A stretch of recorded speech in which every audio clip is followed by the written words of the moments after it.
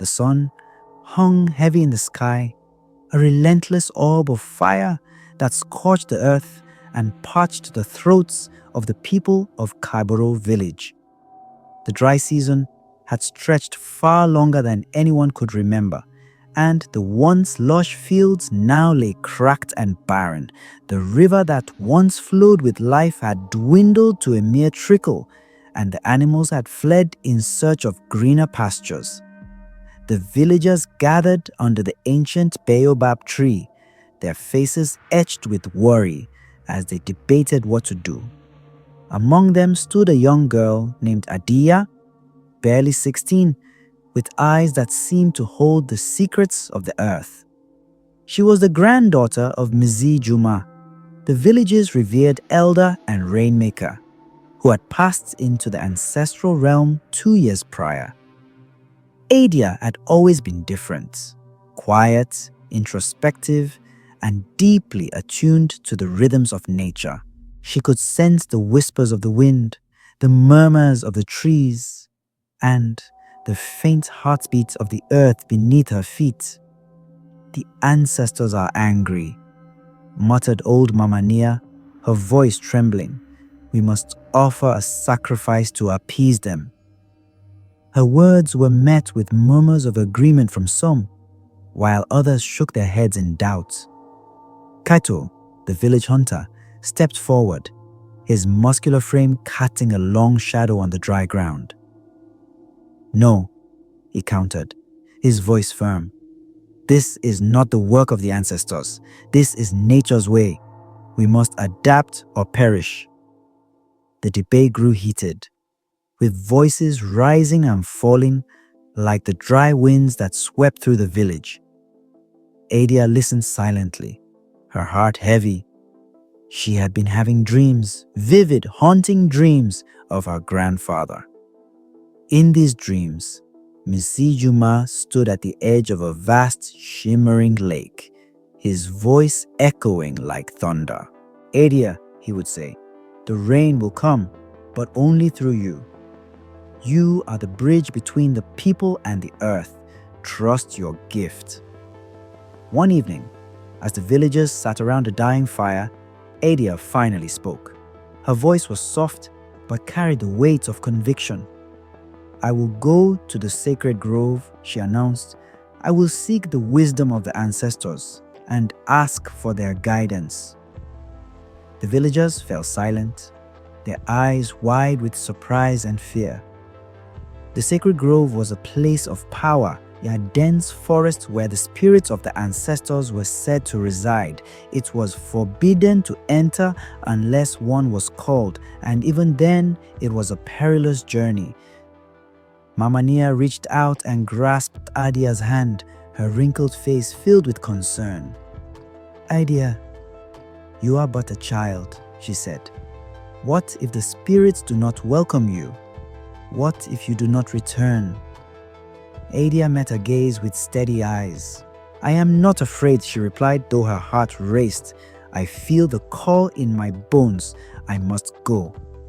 The next morning, Adia set out alone, carrying nothing but a small gourd of water and a staff carved with symbols of protection. The path to the sacred grove was long and arduous, winding through rocky hills and thorny bushes. The sun beat down mercilessly, but Adia pressed on, her determination unwavering.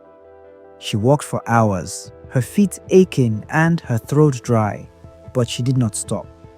As she approached the grove, the air grew cooler, and the sounds of the forest seemed to hush in reverence. The trees here were ancient, their gnarled branches reaching skyward like the arms of giants. Adia stepped into the grove, her bare feet sinking into the soft, moss-covered earth. She closed her eyes and whispered a prayer to her grandfather, asking for his guidance and protection. Suddenly, a gentle breeze stirred the leaves and a voice echoed in her mind. "Adia, you have come." She opened her eyes to see a figure materializing before her. A tall, regal woman with skin the color of midnight and eyes that glowed like embers. She was draped in flowing robes adorned with beads and feathers, and her presence radiated power and wisdom. "I am Niaseye, the spirit of the earth," the woman said. "Your grandfather was a servant of the land, and now the mantle falls to you. The drought is not a punishment, but a test. The people have forgotten their connection to the earth. They have taken without giving, consumed without gratitude. You must remind them." Adia bowed her head, her heart pounding with a mixture of awe and fear. "How can I do this?" she asked. "I am just a girl." Nyasaye smiled gently, her eyes filled with compassion. "You are more than you know," she replied. "The power to bring rain lies within you, but it requires sacrifice. You must give something of yourself to the earth." Adia's breath caught in her throat. "What must I give?" she whispered. "Your voice," Nyasaye said. "For 7 days and 7 nights, you must remain silent. You must listen to the earth, feel its pain, and offer your tears to the soil. Only then will the rain return." Adia nodded, her resolve firm. "I will do it," she said. Nyasaye reached out and touched Adia's forehead, and a warm, tingling sensation spread through her body. "Go now, child," the spirit said. "The earth awaits your offering." When Adia returned to the village, the people gathered around her, eager for news. But Adia remained silent, as Nyasaye had instructed. She walked to the center of the village and knelt on the dry, cracked earth. She closed her eyes and began to listen. At first, the silence was unbearable. The villagers grew restless, some even angry. "Why does she not speak?" they demanded. "What is the meaning of this?" But Adia didn't waver. She listened to the whispers of the wind, the cries of the parched soil, and the faint heartbeats of the earth. She wept, her tears falling onto the ground, each drop a prayer for renewal. Days passed, and the villagers began to lose hope. They whispered among themselves, questioning Adia's actions and doubting her ability to bring rain. But Adia remained steadfast, her faith unshaken. On the 7th night, as the villagers slept, the sky began to change. Dark clouds gathered, blotting out the stars. A cool wind swept through the village, carrying the scent of rain. Then, with a mighty roar, the heavens opened and rain poured down in torrents. The villagers awoke to the sound of thunder and rushed outside. Their faces turned skyward as they danced and sang in the rain. Adia stood among them, her silence finally broken. She raised her arms to the sky and laughed, her voice blending with the joyous cries of her people. The drought was over, and the village of Kiboro was reborn. The fields turned green once more, the river swelled with life, and the animals returned to graze on the fertile land. From that day forward, Adia was known as the Rainmaker, a living testament to the power of faith, sacrifice, and the unbreakable bond between humanity and the earth.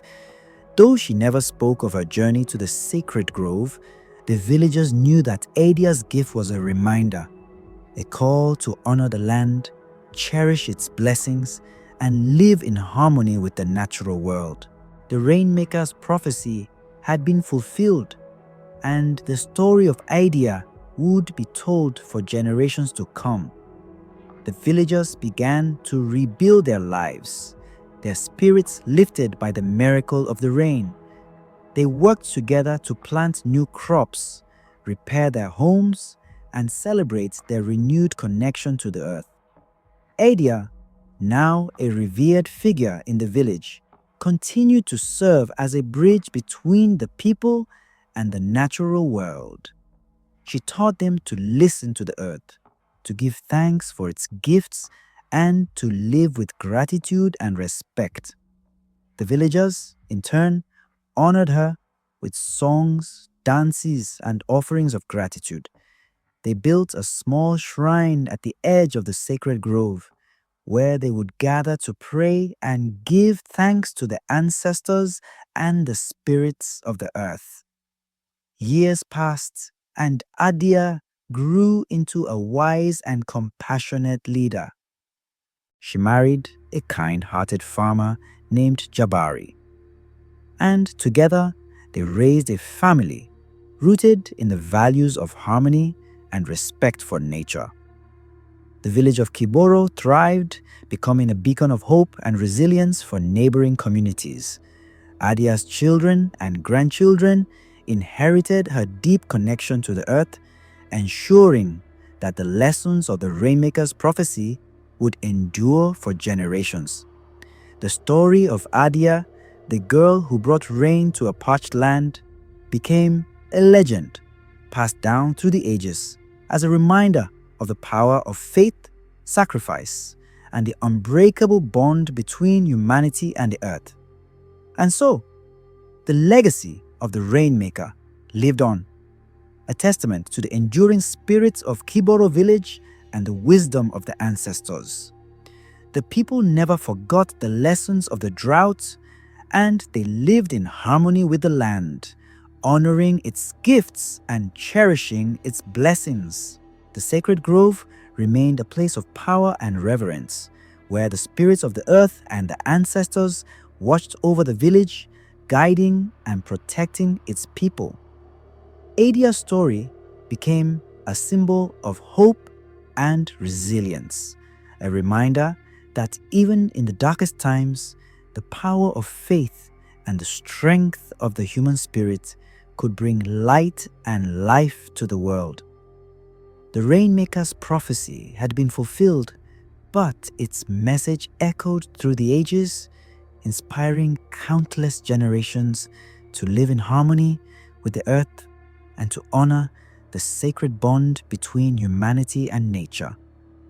And as the people of Kiboro village gathered under the ancient baobab tree to share stories and celebrate their blessings, they would always remember the girl who brought rain to a parched land and the legacy of the Rainmaker that would endure for all time.